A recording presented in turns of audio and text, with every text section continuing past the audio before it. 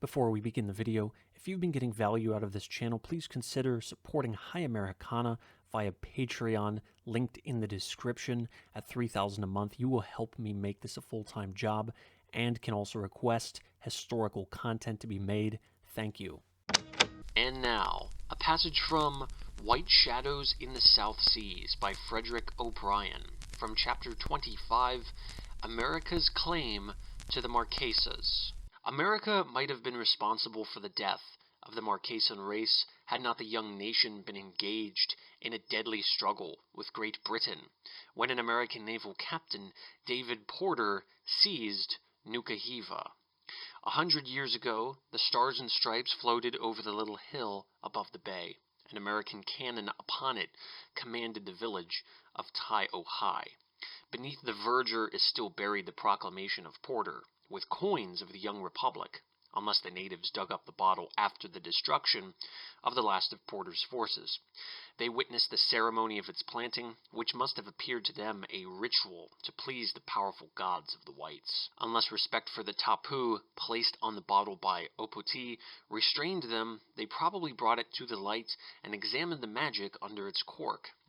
The adventures of Porter here were as strange and romantic as those of any of the hundreds of the gypsies of the sea who sailed this tropic and spilled the blood of a people unused to their ways and ignorant of their inventions and weapons of power. Porter had left the United States in command of the frigate Essex to destroy British shipping, capture British ships, and British sailors. Porter, son and nephew of American naval officers, destined to be foster father of Farragut, the first American admiral, and father of the great Admiral Porter, was then in his early 30s and loved to fight. He harried the British in the Atlantic, doubled Cape Horn without orders, and did them evil on the high seas. And at last, with many prisoners and with prize crews aboard his captures, he made for the Marquesas to refresh his men, repair his ships, and get water, food, and wood for the voyage home. In Tai-o-Hi Bay he moored his fleet, and was met by flocks of friendly canoes and great numbers of the beautiful island women who swam out to meet the strangers. Among them he found Wilson, an Englishman who had long been here and who was tattooed from head to foot. On first seeing this man, Porter was strongly prejudiced against him, but found him extremely useful as an interpreter, and concluded that he was an inoffensive fellow whose only failing was a strong attachment to rum.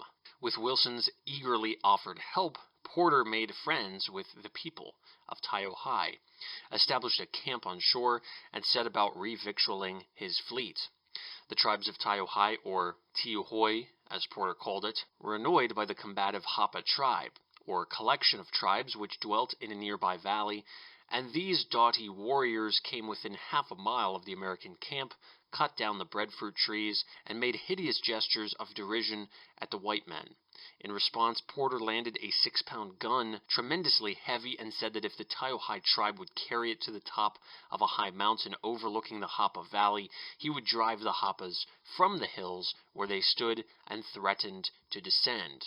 To Porter's amazement, the Tai-o-Hi men, surmounting incredible difficulties, laid the gun in position, and as the Hapas scorned the futile-looking contrivance and declared that they would not make peace with the whites, Porter sent his first assistant with 40 men armed with muskets and accompanied by natives carrying these weapons and ammunition for the cannon.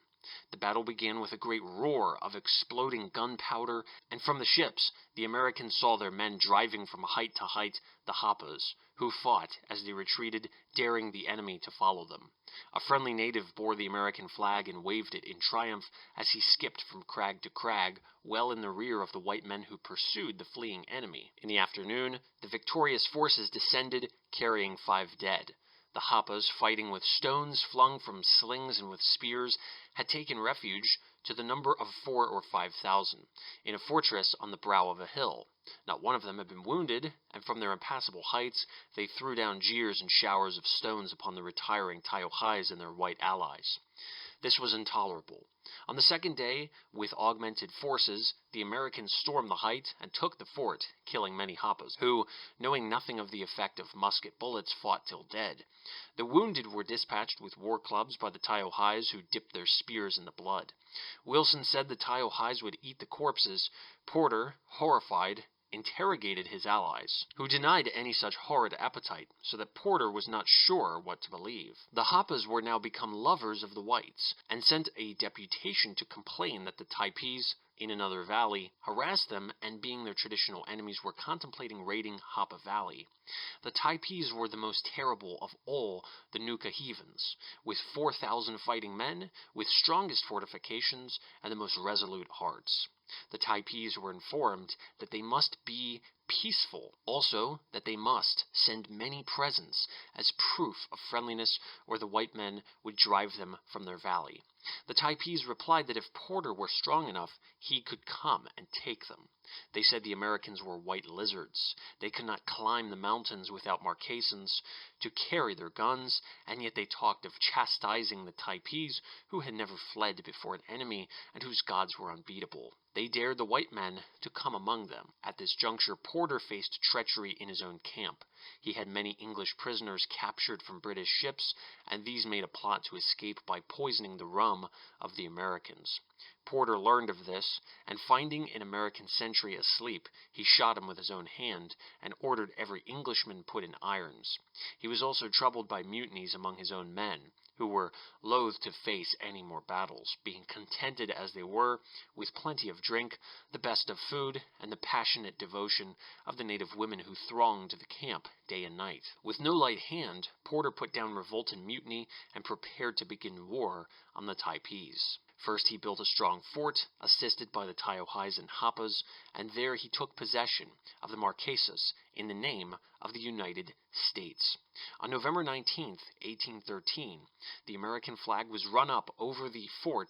A salute of 17 guns was fired from the artillery mounted there and answered from the ships in the bay. Rum was freely distributed, and, standing in a great concourse of wondering natives, with the Englishman Wilson at his side interpreting his words, Porter read the following proclamation: "It is hereby made known to the world that I, David Porter, a captain in the Navy of the United States of America, now in command of the United States frigate Essex, have on the part of the United States taken possession of the island called by the natives Nuku Hiva, generally known by the name of Sir Henry Martin's Island, but now called Madison's Island, that by the request and assistance of the friendly tribes residing in the valley of Tiahoy, as well as of the tribes residing on the mountains, whom we have conquered and rendered tributary to our flag, I have caused the village of Madison to be built, consisting of 6 convenient homes, a rope walk, bakery, and other appurtenances. And for the protection of the same, as well as for that of the friendly natives, I have constructed a fort, calculated for mounting 16 guns, whereon I have mounted 4, and called the same Fort Madison. Our rights to this island, being founded on priority of discovery, conquest, and possession, cannot be disputed. But the natives, to secure to themselves that friendly protection which their defenseless situation so much required, have requested to be admitted into the great American family, whose pure republican policy approaches so near their own. And in order to encourage these views to their own interest and happiness, as well as to render secure our claim to an island valuable on many considerations, I have taken on myself to promise them that they shall be so adopted, that our chief shall be their chief, and they have given assurances that such of their brethren as may hereafter visit them from the United States shall enjoy a welcome and hospitable reception among them, and be furnished with whatever refreshments and supplies the island may afford, that they will protect them against all their enemies, and, as far as lies in their power, prevent the subjects of Great Britain from coming among them until peace shall take place between the two nations." There followed a list of the tribes from whom Porter had received presents, to the number of 31 tribes, and the document continued: "Influenced by considerations of humanity which promise speedy civilization to a race of men who enjoy every mental and bodily endowment which nature can bestow, and which requires only art to perfect, as well as by views of policy which secure to my country a fruitful and populous island possessing every advantage of security and supplies for ships, and which of all others is most happily situated as respects climate and local position, I do declare that I have, in the most solemn manner, under the American flag, displayed in Fort Madison, and in the presence of numerous witnesses, taken possession of the said island for the use of the United States. To the guileless natives, made happy with rum, listening to the necessarily imperfect translation of these words, the ceremony may well have been a strange magic to unknown gods. But it is not difficult to imagine the feelings of Wilson, the tattooed Englishman, as he translated this proclamation giving the rich and happy islands to a country at war with his own. He listened and repeated, however, with patriotic protests, unuttered, and prepared to assist Porter in his contemplated war against the Typees. A week later, one of the warships with 5 boats and 10 war canoes sailed for the Typee beach. 10 canoes of Hapas joined them there. The tops of all the neighboring mountains were thronged with friendly warriors armed with clubs, spears, and slings, and altogether not less than 5,000 men were in the forces under Porter, among them 35 Americans with guns, which he thought enough. The Typees pelted them with stones as they sat at breakfast, and Porter sent a native ambassador offering peace at the price of submission. He came back, running madly and bruised by his reception. Porter then ordered the advance. The company advanced into the bushes and were received by a veritable rain of stones and spears. Not an enemy was in sight. On all sides they heard the snapping sound of the slings, the whistling of the stones, the sibilant hiss of the spears that at every step fell in increasing numbers, but they could not see whence they came, and no whisper or rustle of underbrush revealed the lurking Typees. They pushed on, hoping to get through the thicket, which Wilson had assured them was of no great extent. Lieutenant Downes' leg was shattered by a stone, and Porter had to send a party with him to the rear. This left but 24 white men. The native allies did no fighting, but merely looked on. They were not going to make bitterer enemies of the Typees if the godlike whites could not whip them. The situation was desperate. However, Porter chose to go on. They crossed a river, and in a jungle had to crawl on their hands and knees to make progress. They thought themselves happy to make their way through this, but immediately found themselves confronted by a high wall of rock, beyond which the enemy took their stand and showered down stones. The cartridges were almost exhausted. Porter sent 4 men to the ship for more, and with 3 men knocked senseless by stones was reduced to 16 men. There was nothing to do but run for safety, and pursued by the sneering foe, they gained the beach. Thence he sent another messenger to the Typees, offering them another chance to surrender and pay tribute. The Typees returned word that they had driven the whites before them, that their guns missed fire often, that bullets were not as painful as stones or spears, that they had plenty of men to spare, and the whites had not. They had counted the boats, knew the number they would carry, and laughed at the whites. The Hapas and other allies came down from the hills and began to discuss the victory of the Typees, with fear in their voices and a certain disdain of the whites. Porter ordered his men into the boats to return to the ship, but scarcely had they reached it when the Typees rushed on the Hapas and drove them into the water. Porter returned to Taiohae. There he saw no alternative but to whip the Typees soundly. This time he determined to lack no force and to go without allies. He selected 200 men from his ships and prizes, and, with guides upon a moonlight evening, started to march overland to Typee Valley. At midnight they heard the drums beating in Typee Valley. They had had a fearful march over mountain and dale and around yawning precipices. Silently they had struggled on, so as to give no hint of their intention to Typee sentinels, or even to a Hapa village. Numbers of the Taiohae had followed them, but quietly, and these now told Porter that the songs floating up from the Typee settlements were rejoicings at their victory over the whites, and prayers to the gods to send rain to spoil the guns. Porter was for descending at once, but the Taiohaes warned him that the path was so steep and dangerous that even in daylight it would take all their skill to go down it. To attempt it at night would be inviting death.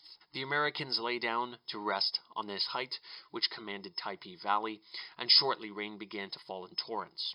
Cries of joy and praise to their gods arose from the Typees.